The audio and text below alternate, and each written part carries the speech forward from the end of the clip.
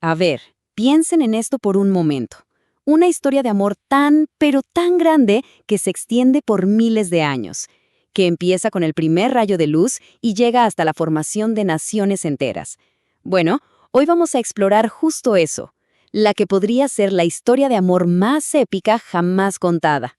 Entonces, la gran pregunta es, ¿de verdad puede una sola historia, un solo relato, seguir siendo importante a través de tantas generaciones, de imperios que nacen y caen durante milenios? Vamos a hacer este viaje para descubrir cómo fue que una promesa de amor se convirtió en el pilar de toda una civilización. Y bueno, toda gran historia tiene que empezar por alguna parte. La nuestra arranca justo al principio de todo.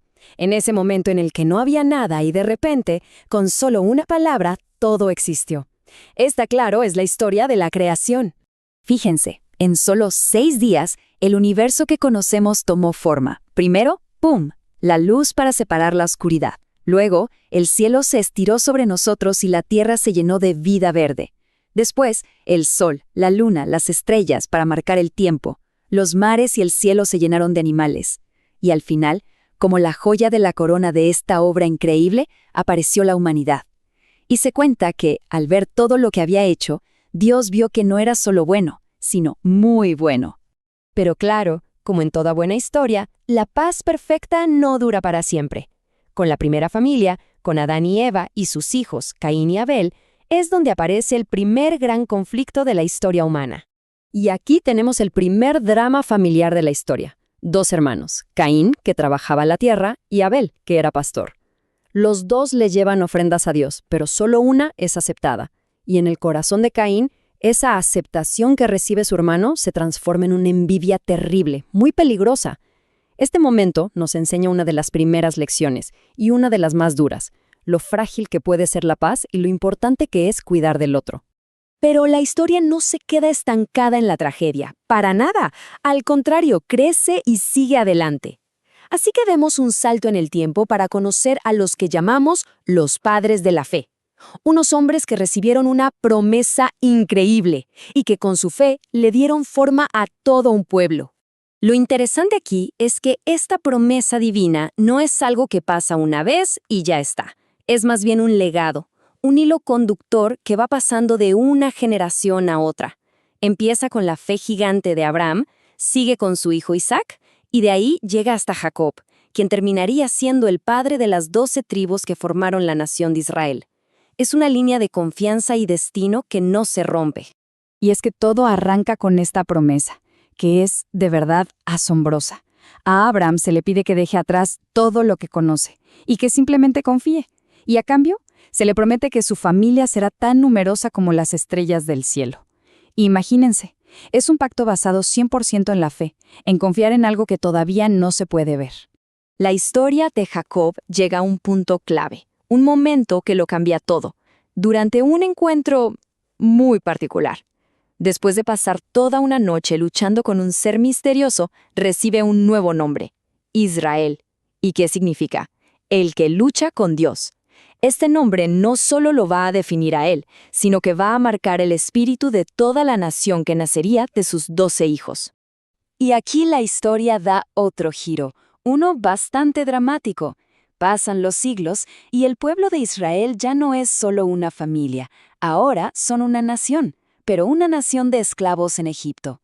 El ambiente está cargado de tristeza y todo está listo para un capítulo de rescate y milagros. Y justo en medio de toda esa desesperanza aparece una figura clave, Moisés. Él fue el elegido para una misión que parecía totalmente imposible: sacar a su pueblo de la esclavitud y llevarlo a la libertad.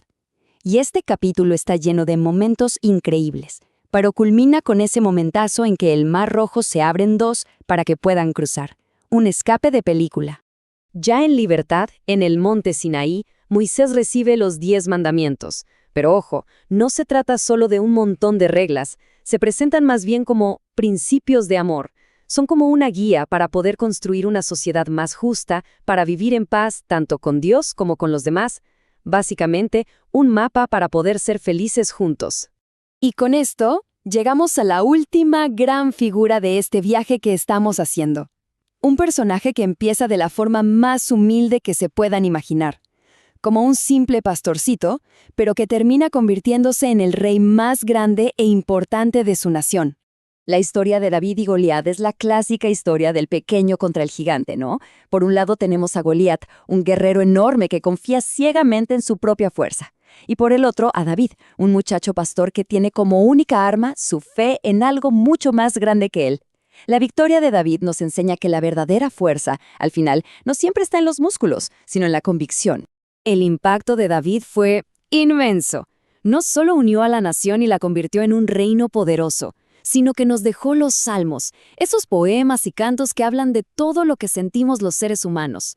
Pero quizás su legado más importante es otra promesa divina, que de su propia familia, de su linaje, nacería un día el Salvador del mundo, llevando esta gran historia de amor a su punto más alto.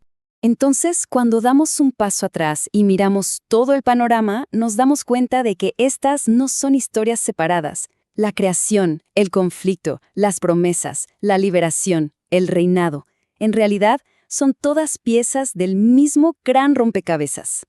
Fíjense en el camino que recorrimos. Empezamos en el mismísimo acto de la creación, pasamos por la fe increíble de Abraham, vimos cómo Jacob le dio una identidad a su pueblo, fuimos testigos de la liberación con Moisés y vimos el reino unificado por David. Cada uno de ellos es un pilar, un capítulo clave en esta larguísima historia de amor entre Dios y la humanidad. Y todo esto nos deja con una última pregunta, una que de verdad da para pensar.